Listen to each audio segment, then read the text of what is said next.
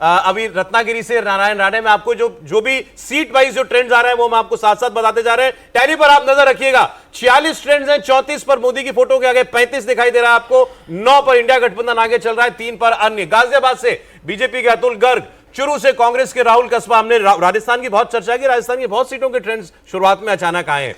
हैदराबाद से ओवैसी साहब वो आगे लीड कर रहे हैं, उनको बड़ी टक्कर दे रही है इस वक्त बीजेपी की कैंडिडेट जो है, और देखना होगा वहां कोई अपसेट होगा कि नहीं होगा। माधवी लता कुछ अपसेट कर पाएंगे या नहीं? बहुत स्ट्रांग सीट है जो AIMIM की, बहुत स्ट्रांग सीट है और बहुत सालों से वो जीतते आए हैं, उनके परिवार के लोग भी जीतते आए हैं। तो मुझे लगता है कि माधवी लता बहुत अच्छा चुनाव जरूर लड़ रही हैं। और इस बार दोनों आपकी अदालत में आए। हाँ, दोनों आए थे। देखिए, ओवैसी जब भी आते हैं तो उनकी बहुत रेटिंग होती है, बहुत लोग देखते हैं, बड़ा इफेक्टिव होती है। तो माधवी लता मेरे लिए खुद एक सरप्राइज पैकेज था, बट जैसा वो बोली है, जिस तरह से जवाब दिए हैं और जितने लोगों ने उनको देखा है, तो रातों रात नेशनल लीडर बन गई है। वो चुनाव जीते नहीं जीते, लेकिन मुझे लगता है कि वो पार्लियामेंट में होंगी। अगर लोकसभा हारी तो वो राज्यसभा के जरिए जरूर पार्लियामेंट में आएंगी, और वो बीजेपी के लिए साउथ में अन्नामलाई की तरह एक बड़ी इफेक्टिव लीडर साबित हो। सर कहते हैं ये मोदी जी की हैंडपिक लीडर है, वो ऐसा, ये बात सही है? अब ये तो मैं नहीं कहना चाहूँगा, लेकिन यह है कि अब मोदी जी का अगर आप पूरा कैरेक्टर देखें ना, तो सही लोगों को सही वक्त पर पकड़ना, ये कमाल की क्वालिटी है। किसको कौन सा काम देना, इसकी समझ उनकी कमाल की है। चाहे वो अफसर हो, चाहे वो पॉलिटिकल लोग हों, चाहे वो कैबिनेट हो, ये कोई एक्स्ट्रा ऑर्डिनरी माइंड में कहूँगा। सर, रेखा पात्रा को टिकट दे दिया, संदेशखाली पीड़िता को। ये मोदी जी का कॉल था कि इसको चुनाव लड़वाओ, संदेशखाली महिला को। एक और ट्रेंड आपको बता दें, दिल्ली का ट्रेंड, जहां दिल्ली की 7 सीट पर इस वक्त बीजेपी आगे चल रही है। प्रवीण खंडेलवाल चांदनी चौक से आगे चल रहे हैं, बांसुरी स्वराज नई दिल्ली सीट से आगे चल रही हैं।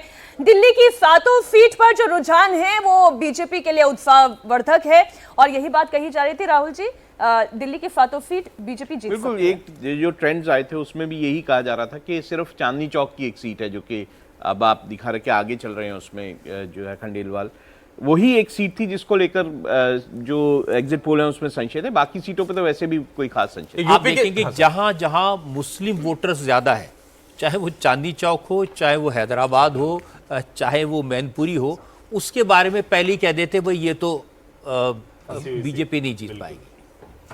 संबलपुर से आप धर्मेंद्र प्रधान आगे, और संभल से समाजवादी पार्टी जो है वो इस वक्त लीड करिए। सारण से लालू यादव की बेटी पीछे चल रही है, ये बड़ी खबर है। लालू यादव की 2 बेटियां चुनाव लड़ रही है, मीसा भारती पाटलिपुत्र सीट से, और सारण से उनकी दूसरी बेटी रोहिणी आचार्य चुनाव लड़ रही है। वो अपने चुनाव में पीछे चल रही है। हर्षवर्धन जी, सौरभ जी, ये भी बड़ा रोचक हो जाएगा कि रूडी जी माँ बेटी दोनों को हरा देंगे अगर ये हरा देते हैं तो। पहले वो राबड़ी देवी को हरा चुके हैं सारण से, और एक जो कहते हैं ना, कई बार हम लोग मान लेते हैं कि अच्छा कोई आ गया बड़े परिवार का, तो अब रोहिणी आचार्य का क्या पॉलिटिकल कैपिटल है, क्यों आ गई वो, लेकिन वो लड़ गई तो सबने कहा कि नहीं, कैपिटल खड़ा है पीछे, लालू जी खड़े पीछे। नहीं, मैं इसीलिए कह रहा हूं ना कि हम मान लेते हैं कि नहीं ये तो बहुत अच्छा करेंगे। सारण में राजीव प्रताप रूडी की जमीन बहुत मजबूत है, मुझे नहीं लगता कि रोहिणी आचार्य को वहां कोई एज है। नहीं, वो राजीव प्रताप रूडी इलेक्शन लड़ना जानते हैं। बिल्कुल।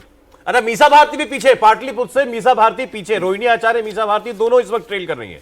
और लालू प्रसाद जी तो बोल रहे थे कि मैं हार हार के थक गया हूँ। 2009 में पाटलिपुत्र से लालू प्रसाद यादव हारे थे, 2014 में उनकी बेटी हारी, 2019 में हारी, और बोले आप हरवाते कि उससे मेरे अनुमान से हरवाते हो मेरी बेटी को। बोले रामकृपाल उनका बहुत ही खास नहीं, और वो नाराजगी इतनी थी कि रामकृपाल के ऊपर हमला हो गया, जानलेवा हमला हुआ। और ये भी दिखाता है कि आपको पहले से ही लगने लगता है कि आपकी जमीन खिसक रही है, आपके लोग चले गए, तभी इस तरह की चीजें होती है।